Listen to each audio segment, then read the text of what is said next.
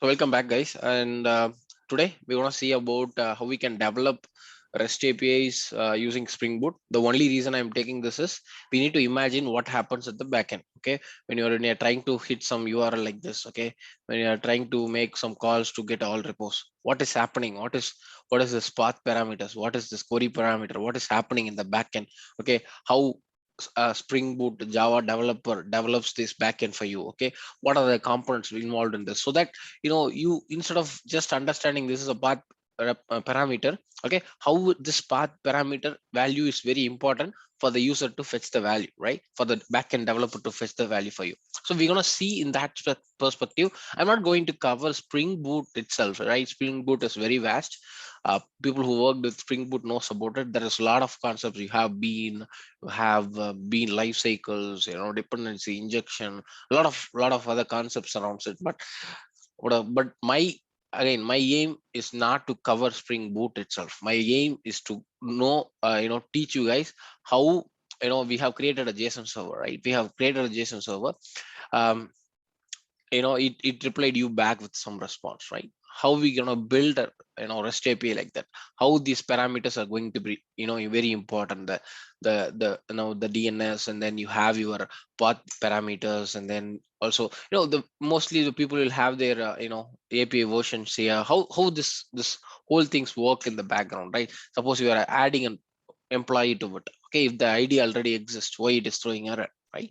And then the same way, you can write some, if you're trying to delete an ID that does not exist. Okay, delete an employee ID that doesn't exist, it throws an error. How this all been uh, you know you know developed in the background? That's what my focus is all about. I'm not focusing more on the Spring Boot. Maybe this may give you a quick introduction to Spring Boot, it's definitely not possible for me to cover the whole Spring Boot, right?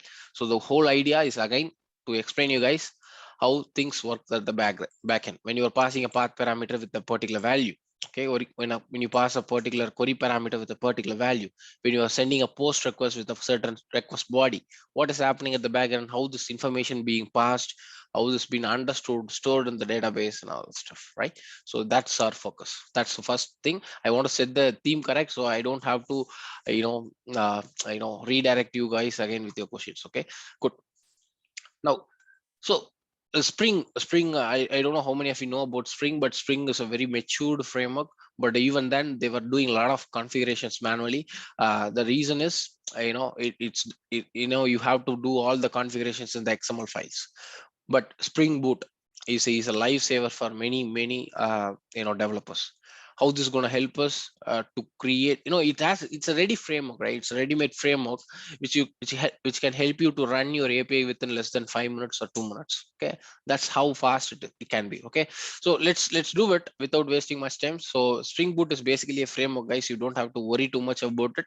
And there is, if you have a licensed version of uh, IntelliJ, you can create the Spring Boot directly, or you have to create the project here, okay, using Spring installation. So basically, we're going to create a Maven project with the Spring Boot.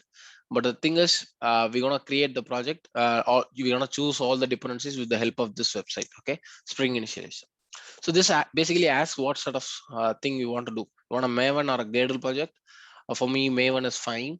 Java, Kotlin, or a Groovy, I'm okay with Java. And this mostly you can choose your Spring Boot versions, and I'm going for the most stable version, that is 2.5.4. And now it is asking me the same thing that we asked when you create a Maven project. It asks for the group and artifact. Maybe um, I'll give API dot training and then artifact demo. Okay, maybe I can give us a REST API development. Okay, something like this. Okay, and then yeah, the packaging type, you can use a RR or a jar file, but for now jar is more enough for us. And then you have different versions of Java, and for now, for time being, I'm choosing Java 8. You can also use Java 16. Some way or another, we have to migrate to Java 11 at least. Okay, so we'll see. Okay, and now it is asking me what sort of dependencies you want. Okay, So you can add your dependencies here itself. So let's say you want to see there are a lot of dependencies. Okay, you have Lombok. Okay, Lombok we can use for reducing our boilerplate codes. And then what else dependencies you want to create in this project? Okay, you can type for Spring Web. Okay, there are some see if it is telling build a web including RESTful applications using Spring MVC. Uses Apache Tomcat servers as a default embedded container. You don't have to you know have a separate Tomcat server for this for deploying your application. This particular dependency has all this inbuilt. Okay, so we'll learn about that. You don't have to worry too much on that for now. So and then you can add it. And after that, you also have Spring Data API if you want to work with an SQL databases. Okay, it have certain repository components or classes that helps you to work with the repositories. So just add the Spring Data API as well. And on top of this, let's see what else we want. We can try to, if you want to work with the OAuth2 client and other stuff, it has all the, if you want to work with JDBC APIs. Okay, and then IBM. Okay, if you want to work, so again you can use a MySQL or Oracle or a PostgreSQL for you, but for now time being this is just a simple project, so I'm going to use a H2 database. Again, database you can have anything, right? You can, whatever the components that you have, you need to store it in some database, right?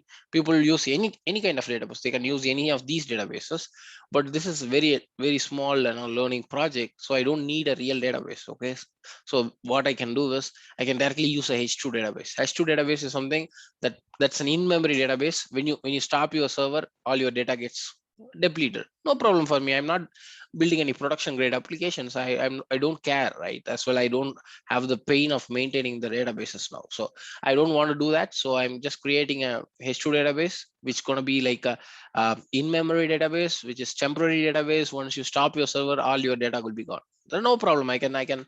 That's okay for me. I'm just going to learn things now, right? So I will choose a H2 database. For now, I think this seems to be pretty much what I need. So you can also click on explore, and then you can see this is how the memory structure gonna look like. Okay, this is what you want. This is what it's telling to me. Okay, this is how this memory structure gonna look like, and this is the pom.xml. Either you can copy this pom.xml and create the project yourself, or you can just click on download, or you can go back and then click on generate. Whatever, everything is same. So basically it develops, it downloads a project for you, and then you can go to that particular location, and then you can extract all. Maybe I will use a sound zip here. Okay, and then extract it. Okay, so here you have the project here. Okay, now let's go to the IntelliJ. Maybe I have already opened with me, so I'll create a new one. Okay, now I go to the downloads, and this is REST, right? What is the name of it? It's REST API developer. Okay, so let's go down.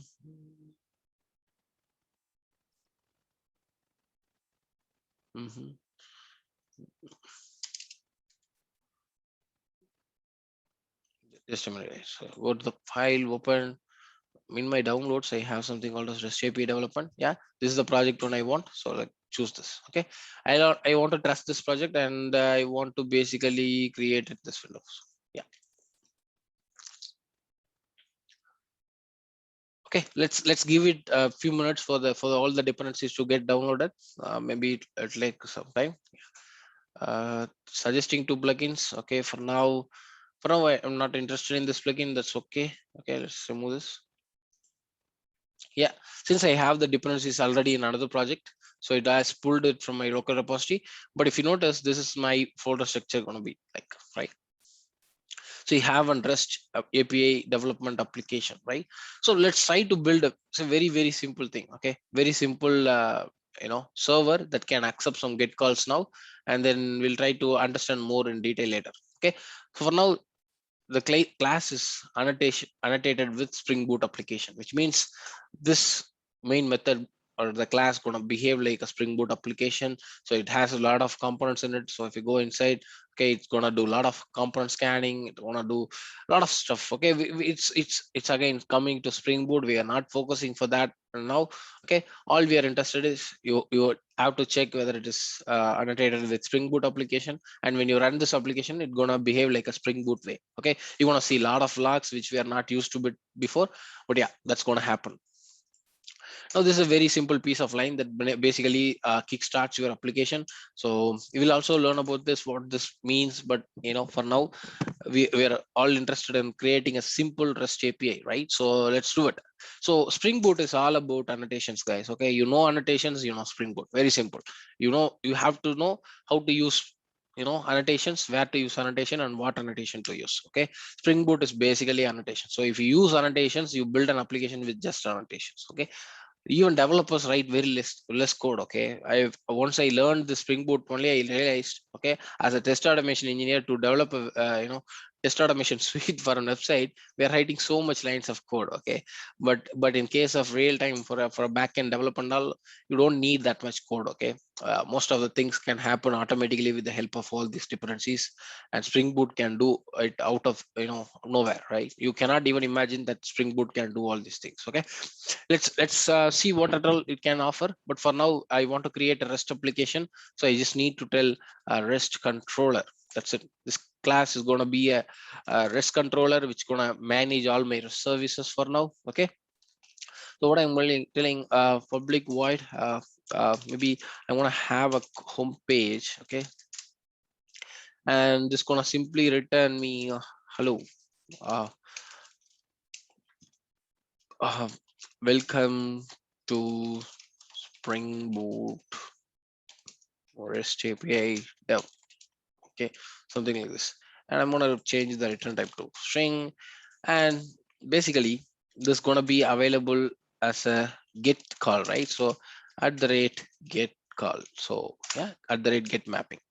And now I need to tell the, so what is the, we know, your local host will be started at the 8080 server, by default by the Spring Boot. But what is the path this will be accessible? I'm telling the path will be, okay, slash home.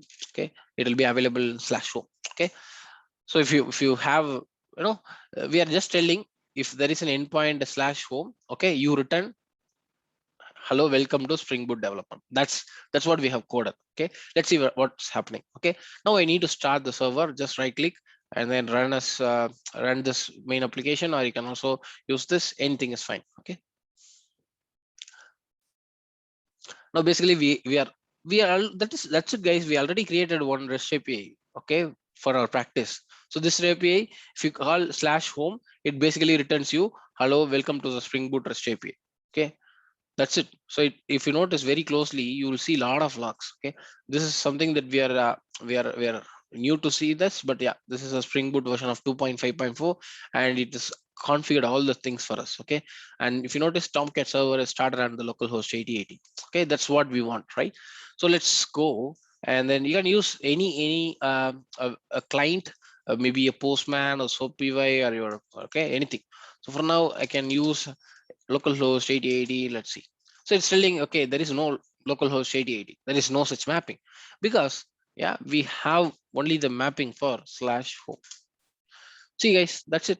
We have developed a backend API that's going to return some results. But for now, it's returning a hello, welcome to Spring Boot REST API development a string. But we can make it to return, some employee class objects, all the stuff. Okay, student class, whatever you want, you can, make it to return it. Okay, any doubts so far in this?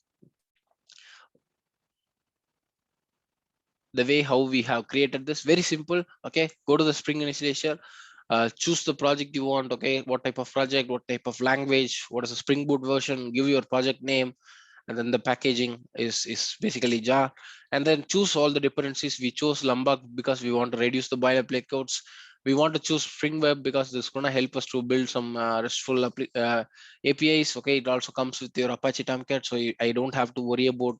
So guys, previously without Spring and Spring Boot, you have to, create, download the Tomcat server, deploy your application. There are a lot of complexity involved. Okay, but now with the Spring Boot, everything is becoming easy. Okay, and then, we haven't yet used the Spring Data API and the H2 database. We'll come to that later.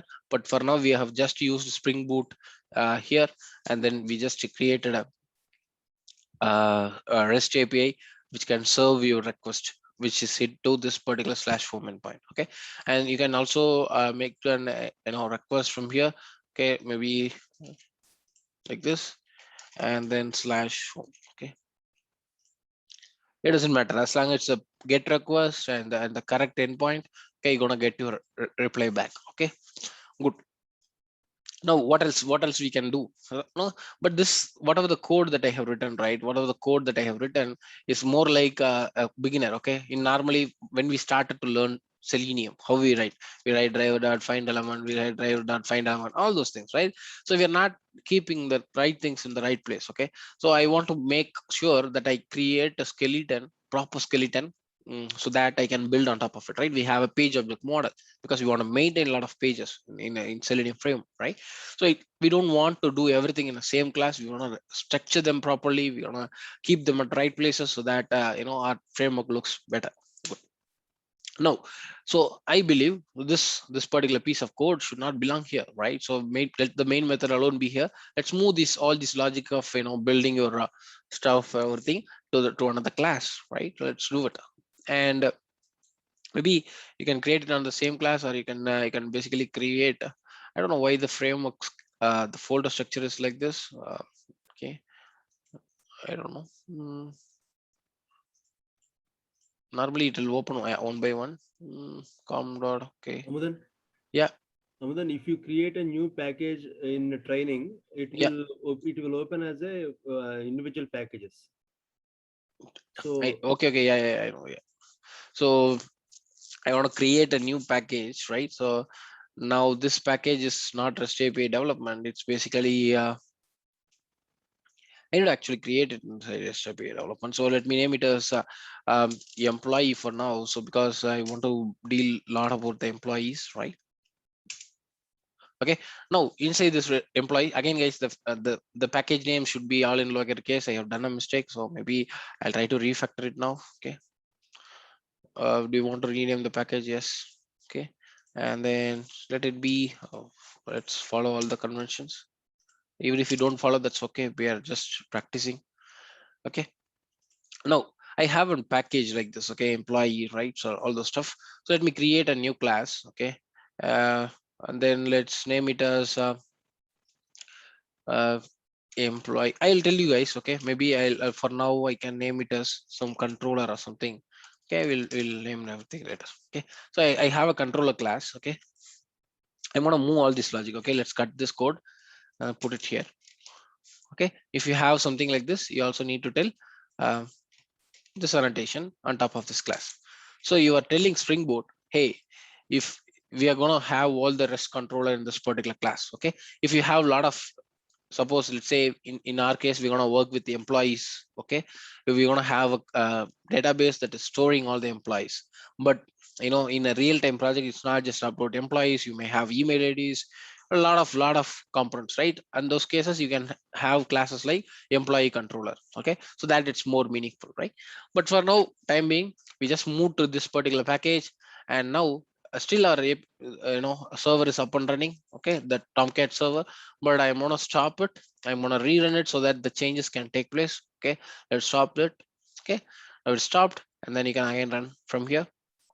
So it's basically deploy the new changes and then do it for you. So it's how quick it is, right? So previously, once you deploy the changes, you need to ship it as jar file, you need to deploy into the server, very hard. Okay, now this all becomes easy because of the Spring Boot. Okay, good.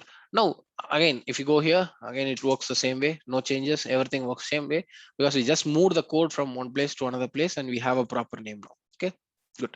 Now how long we're gonna have a very simple string message. Okay, we want to actually create an real REST API, right? So let's do it. Okay, let's create an endpoint called as employees, which basically want to return you all the list of employees.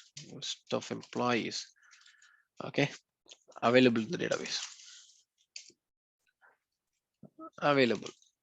Maybe like this. Okay, I want to have a get mapping for a slash employees endpoint, and this one gonna have gonna return again, guys. The method name you can give anything. Okay, you can name it as more meaningful. Okay, like this. Okay, anything is fine. Okay, now you're gonna return a list of employee now, but to return a list of employee you need a class, right? Okay, okay, okay. Now what you can do, now we have we have to create a class, right? Employee class. Okay, now I'll create an employee, okay, class. We already know what is a Pojo. We already learned about that, right? We already learned what is on Pojo, all the stuff. So basically I'm gonna um, create some thing here. Okay, private id, sorry, the int id, and then private string name, and then private string email. And then you all know how we can generate constructors for this. We can use Lombok. So we can use a no argument constructor. We can also use all argument constructors, and we can also use getter methods. Okay, and then we can also use what else we want from this. Okay, we also want to string. Okay, anything, because if we want to do printing of something, okay, we can also use to. So basically you all can understand, right, what it have created. Okay, it would have basically created a no argument constructor. All argument constructor means using all these three arguments, it will create a constructor, getter method for all this, and then a toString method for this particular class using these three values. So very simple. I hope you all know what is a Lombok. We have already covered that, so it would have generated for you. Again, if you have problems, you can go to dlombok and delombok it and see the actual code, and then realize what's happening inside. Now, instead of this, basically what I want to do, I want to return list, right? That list basically going to store all the employee in it, right? So let's do a import of this particular class from java.utils, and I basically want to do, again, from Java 9 you have list.off method, but now we don't have that in Java 8. So what I can do, I can use arrays.asList, and I'm going to create a list of employees. Maybe the first employee is having an ID of one, and then name or something, and the email as testing mini bytes. Okay. Now this is one employee, and what else we can have? We can have another employee as well. So let that employee have the ID too, and the name of Sachin, and let's also tell uh, Sachin at gmail.com. Whatever, whatever. Okay, maybe now we have the list of employees, right? So this will return a list of employees, correct? Again, I'll just stop the server and run it. Okay.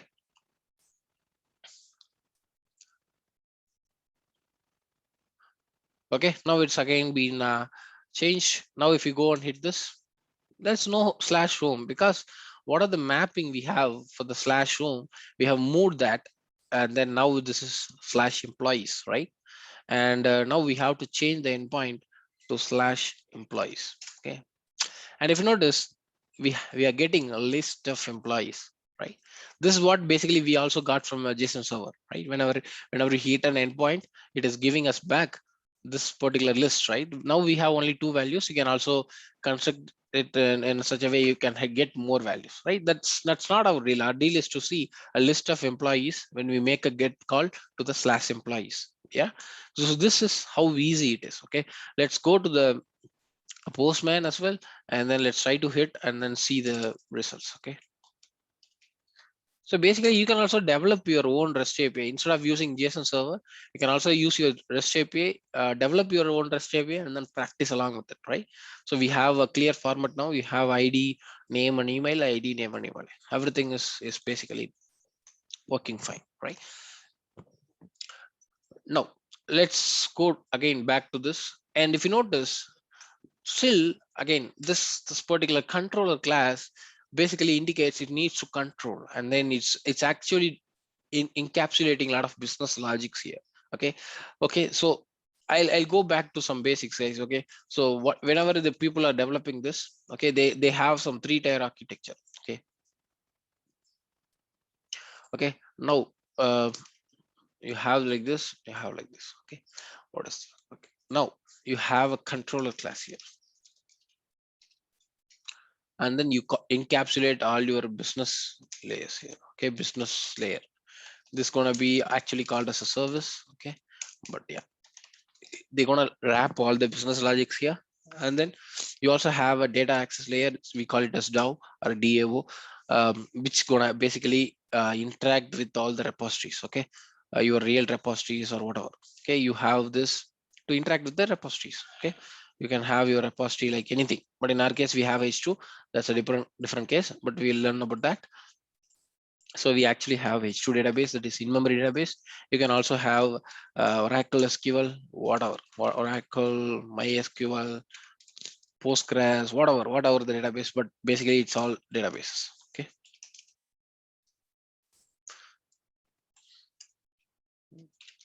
Okay. Now why they have these three layers? Okay. That's what I told in test automation also. Whenever I develop our framework, we all focused on having a class that does only one job, right? So here also this controller class has the role of just controlling all the things. Okay, it just receives request from user,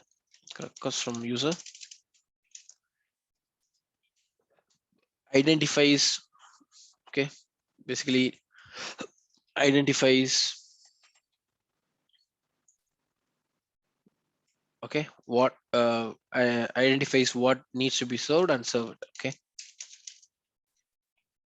this is its job. Okay, he cannot do a lot of things. Okay, it just receives the request, see what is that request is all about, and cater his needs accordingly. That's this role of the controller.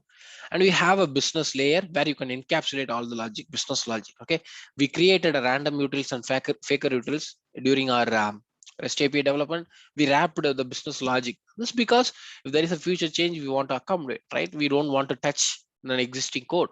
The same way here, you don't have to touch. If suppose tomorrow you want to do some changes here. Okay, suppose they're asking get employees, and that at that time you don't want to return all the employees. Maybe you want to return only the contractor employees. Okay, but, some weird requirement like this, how will you cater them, right? You suppose you want to do some changes here. Okay, you don't have to touch this code. Okay, maybe when you get an get employees request from one client, you want to return this.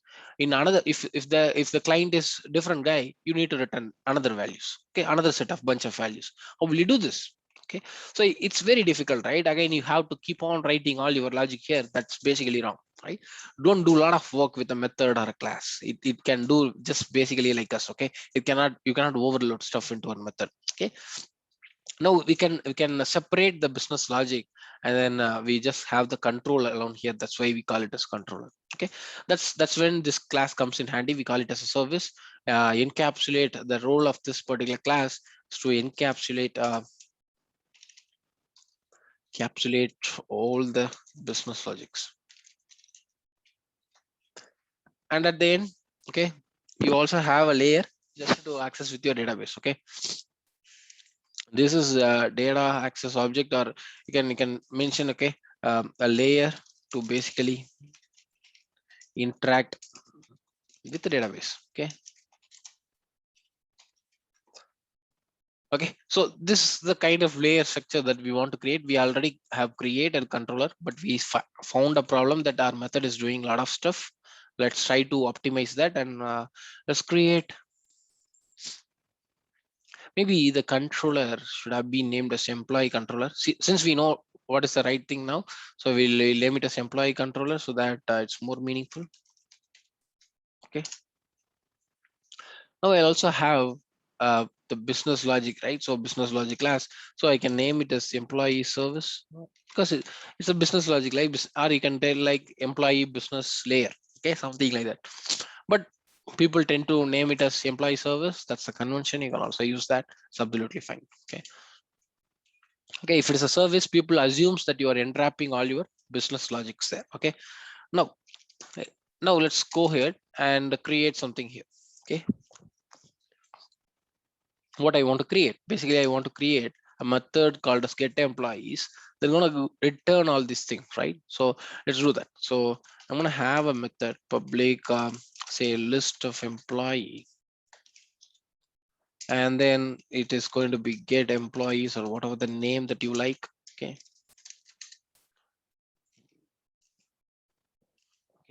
now I'm basically gonna do the return of all the things. Okay,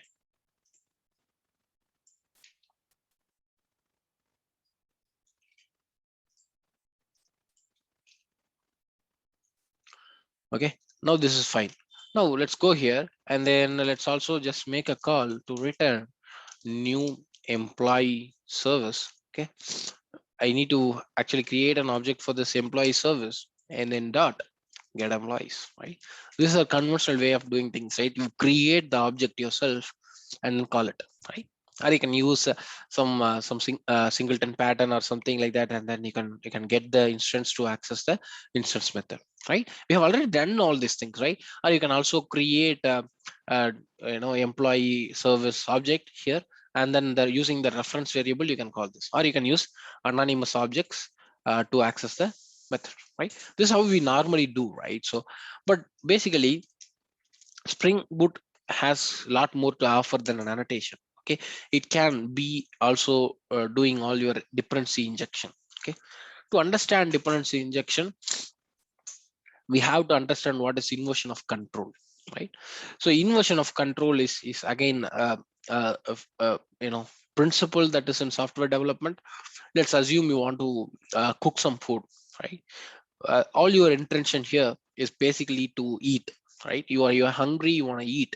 Either you cook yourself, that's a task that we normally do. We are cooking the employee service ourselves, and then we are consuming it, we are eating it, right? We can cook your food and eat it the same way. We are cooking our object the way we want, right? We can create an employee service object the way we want. Suppose assume this employee service accepts a lot of constructor arguments as well.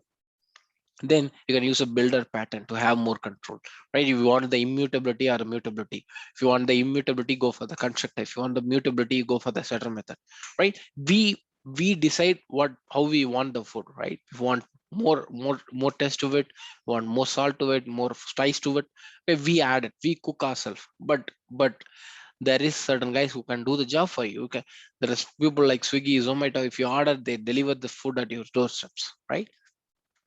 Because all your intention was to eat now, and you're not worried about who's cooking it, right? uh, some reasons, right? So that you can focus on other tasks, right? You don't have to do it all yourself. Suppose imagine you are a test lead, you get a work. Okay, you think this work can be done by you, or someone of your reporting. What do? You delegate to them, get the work done, right? The same way this inversion of control says, if your intention is basically something else, don't do a lot of work by yourself, delegate it and get the work done, right? And that's when dependency injection comes into picture. Dependency injection means, guys, okay, it's basically you have a lot of, okay, lot of interrelations. Okay, it's basically one class. Okay, in Java world you can say like one class depends on another. Okay, depends on another. For example, in order for me to return this employee controller, I have a dependency with my employee service, right? And here it's tightly coupled. I am actually creating the object myself and calling it, right? But what if there is a way someone else does this for you? Someone else does this job of creating an object for you and then giving it to you. Okay, that's what we call it as dependency injection. He gonna do that for you. Okay, here Springboot is the guy who gonna do that for us. Okay, for that you add a field. For now I'm adding an employee service, because I want employee service, right? So I want to create something like this. Okay, so you want to create something like this. How you know a Spring Boot, I want an object for this? How will you know? How will you let you have to let Spring Boot know about it. Okay, how will you do that? Then you can just tell it auto wire, which means you do all that stuff. Okay, I just want the simple object of this employee service, you do it for me. After that you don't have to type all these things, just give the reference. Okay, so it basically create an object for you, employee service object. Okay, the reference is this, so you can use the reference to call it. All good. But which class you want? Okay, you need to tell. Okay, as I already told, the Spring Boot application will go and do the component scan. Okay, it will basically check for all the classes annotated with component. Then only it can understand which class it is in its control. Okay, let's go to the employee service and then just to tell at the rate component. Okay, now it basically knows, okay, this employee service is a guy who is in my control. I have to take care of all its object creation. Okay, if someone is asking, okay, what the Spring Build will do, it will create an object for this guy. Okay, new employee service. Okay, and then it will have it handy. Okay, it will have it handy. Anyone who use auto wired with this class on it, then it gonna give them back this particular object. Okay, so if you notice, I haven't used new keyword anywhere myself. It's gonna all happen by itself, right? Let's try to uh, run it again so that you know uh, the new changes get take place. So this is what we call it as dependency injection, guys. Okay, now let's go back and then hit on this particular URL. We get same error, right? Because you know how this works is what we told us, dependency injection. It's gonna create a new uh, get employees and then do all this. Suppose if you don't have this, right, you basically have to write all this code yourself. Okay, you need to create employee service, equal to new employee service. Okay, and then you can use like this. Okay, you don't have to do worry about object creation. Okay, if can I, there may be questions. Okay, then can I use it in all the places? No. Wherever you want more control, you do it yourself. Suppose, imagine you want to build in your employee, okay, employee class. Okay, you want to build this based on your requirements, right? At that time, you don't give the control to the Spring Boot. You take the control, you build your own object. But here, it's all my intention was to create a simple object for this employee service. It's going to be a very simple, right? And I don't mind someone else doing that for me. Okay, in those cases I can delegate this and then leave this job to the Spring Boot to do the stuff for me. Okay, let's remove this, and here let me also uncomment this. Okay, so this is how uh, dependency injection works. Good. Now we have understood enough of this dependency injection. We also have a database layer, so we'll go to that. But before that, you can also write your own logic of creating post method, do all the stuff, or get a particular employee, all those details. Okay, let's say, let's assume I have another method that basically gonna have return employee. So maybe the path is going. Okay, I'll come to the path. Maybe get employee. So for now, okay, let's assume this is also your get mapping, right? This is also get call, and I assume the path is going to be slash employees slash one. Suppose I'm hard coding this for now, but we're gonna have it as a variable later. But yeah, if someone is calling this, basically I'm gonna return employee service dot get employees dot get zeroth index. Okay, I have a list of employees. I'm basically getting the first index. Again, guys, this is hard coding. This may not be the best approach, but for now, we are building a new stuff. Okay, good. Okay, now we can also do this. Okay, let's run it again. So we have employees returning this. Maybe this is still starting. The server is still starting. Okay, yeah, now this return. Now if you put slash one, so basically it's returning just the first component for me.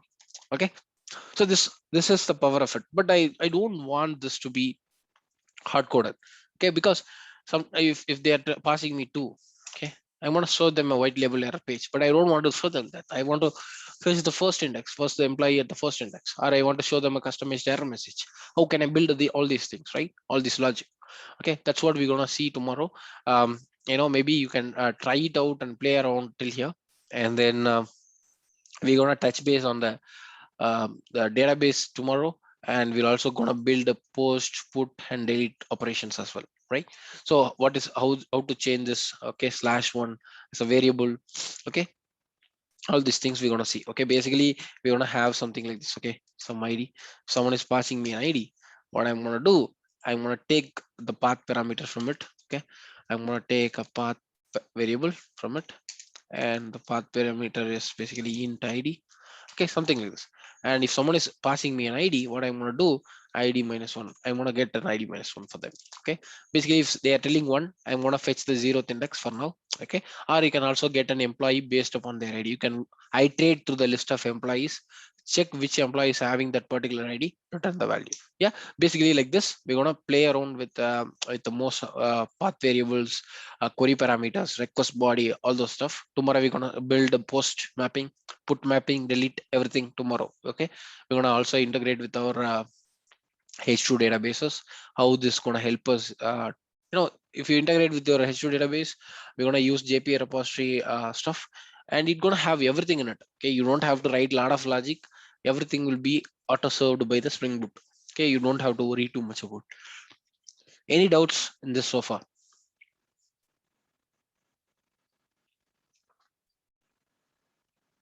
I know this will be very new for you guys, but for now, just to understand, my intention is not to teach you guys Spring Boot again.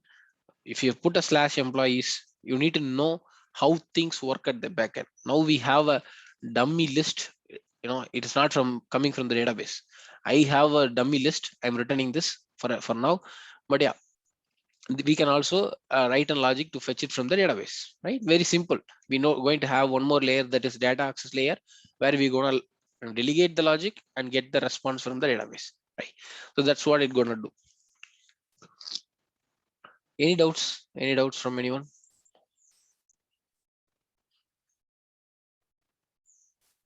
No doubts?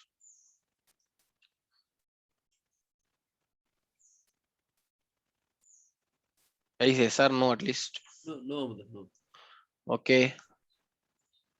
What about you, Kavi? You are unmuting and then muting. What is your doubt? No, I said no. I said No, no. okay. Okay, good. Good. Anyways, we can practice till here. Okay, we will have one more class tomorrow, and then where we will integrate with database. And then again, guys, my intention is again to show you how things work at backend, and also give you little bit of taste about Spring Boot. Okay, you can think about how we can extend this further and then learn about it to accommodate your needs in test automation. Okay, but all my interest is basically to showcase how things work at backend, how path parameter is passed, how query parameters is interpreted, how it is fetching the value from database, all these things. Okay, just the backend. That's it.